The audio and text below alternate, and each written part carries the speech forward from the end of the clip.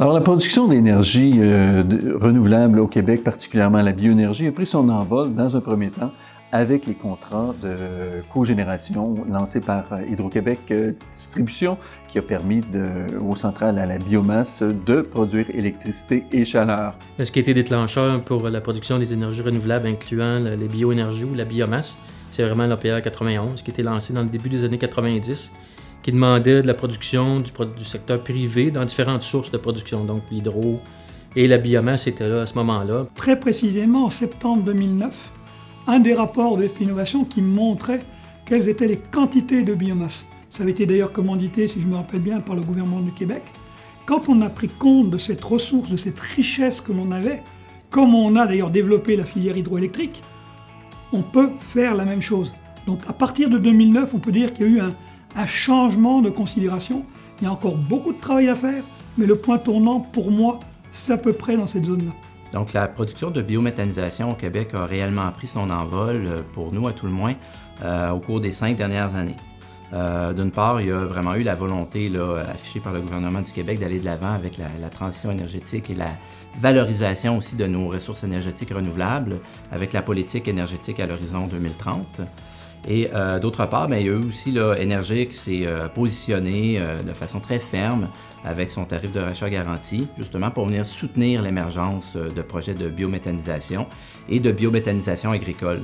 L'ajout des filières de bioénergie à l'ACPER est arrivé suite à des objectifs que le gouvernement s'était donné de développer de nouvelles sources d'énergie, de ressources renouvelables, donc du gaz naturel renouvelable qui était produit à partir de déchets ou d'ordures ou de restants de produits d'agriculture ou de stations de traitement des effluents.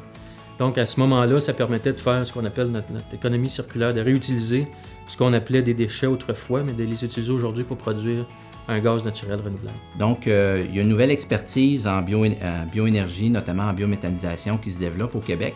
Je pense que c'est une expertise qui était quand même présente il y a quelques années, mais c'est vraiment une expertise, le développement de cette expertise-là, on peut dire, qui s'accélère actuellement au Québec. Je dirais d'une certaine façon qu'on passe de la parole aux actes, de la capacité de faire des études techniques à la capacité réellement de faire lever des projets de terre. De plus en plus, les approvisionnements sont plus importants. Les clients sont au rendez-vous aussi, donc on peut seulement espérer le meilleur pour le gaz naturel renouvelable dans les prochaines années. Voilà la raison pourquoi la biomasse est très avantageuse pour les Québécois, Québécoises, pour l'utilisation, dans le fond, de la production d'énergie. C'est qu'elle est souvent laissée en région, laissée sur les parterres de coupe. Donc, c'est important pour ces petites localités-là qui n'ont pas d'autres, accès à des sources de combustible peu dispendieuses, d'avoir une source et de produire de la chaleur en région. Les principaux enjeux liés au financement de projets en bioénergie sont liés au modèle d'affaires. Comment sécuriser un intrant qui est une part importante des dépenses et comment venir sécuriser sur le long terme également les énergies qui sont vendues ou les crédits carbone qui sont vendus. Pour les investisseurs, un des défis importants à réaliser des investissements, à faire lever une filière, c'est la démonstration qu'il existe un marché. Et pour ça, les gouvernements ont un rôle important et des leviers à leur disposition pour permettre de mettre en place ces marchés-là. Donc, que ce soit par des teneurs minimales dans les biocarburants, que ce soit par l'exemplarité de l'État ou que ce soit par les programmes d'aide financière qui peuvent être offerts pour réaliser les premiers projets, c'est important que ces étapes-là soient franchies. Parce que les investisseurs, dont Fonds d'Action, on est engagés envers la transformation positive de l'économie, mais évidemment, pour assurer un rendement de nos investissements et la pérennité de nos fonds d'investissement, c'est important d'avoir un marché qui est solide et qui a un bel avenir. Au niveau de la QPER, qui a démarré évidemment surtout avec l'hydroélectricité, on en arrive toujours aux ressources et aux richesses qu'on a au Québec. On a de l'eau et on a de la biomasse. Et je dis souvent, et merci à la QPR de travailler justement dans ce sens-là. Si on mettait autant d'argent dans la filière des bioénergies que ce qu'on a mis dans la filière de l'hydroélectricité, on serait les rois du pétrole vert au niveau mondial au Québec. Au niveau plus de la société, le GNR, c'est issu d'une économie circulaire.